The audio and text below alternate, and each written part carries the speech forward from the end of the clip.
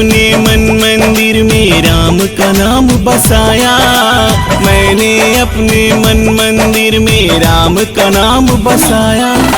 पूरा हुए सब अरमा दिल के, जो मांगा सो पाया।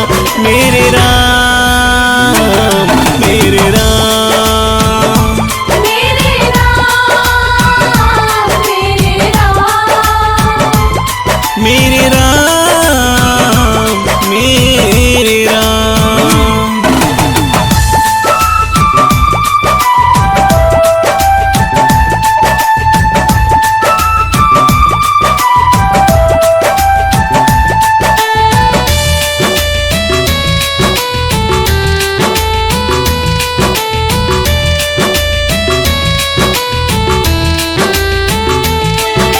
राम नाम तो जप ले बंदे, होंगे सफल सबका। छोड़ भटकना यहाँ वहाँ, तो इसमें है चारों धाम।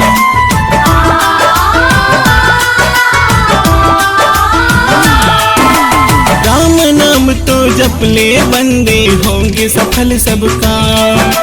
छोड़ भटकना यहाँ वहाँ, तो इसमें है चारों धाम। ना जाने तू कौन घड़ी में संग छोड़े तेरी काया। ना जाने तू कौन घड़ी में संग छोड़े तेरी काया। पूरा हुए सब अरमा दिल के, जो मांगा सो पाया। मेरे राम मेरे राम मेरे राम मेरे राम मेरे राम मेरे राम। श्री राम जय जय राम, श्री राम जय जय राम, श्री राम जय जय राम, श्री राम जय जय राम।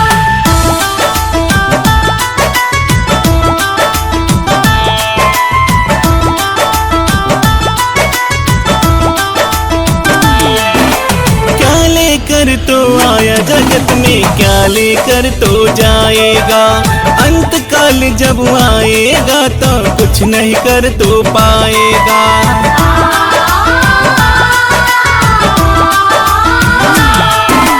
क्या लेकर तो आया जगत में, क्या लेकर तो जाएगा। अंत काल जब आएगा, तो कुछ नहीं कर तो पाएगा। कोई किसी के संग आया, ना कोई संग जा पाया। कोई किसी के संग आया, ना कोई संग जा पाया। पूरा हुए सब अरमा दिल के, जो मांगा सो पाया।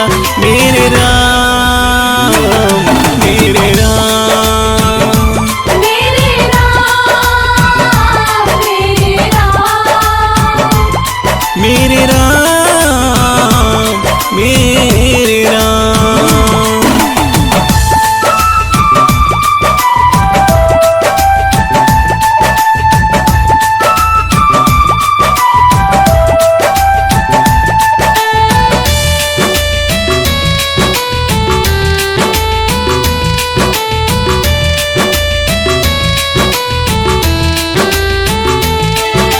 ना सोना ना चांदी जाए संग, ना हीरे ना मोती। एक ना एक दिन बुझ जानी है ये जीवन की ज्योति।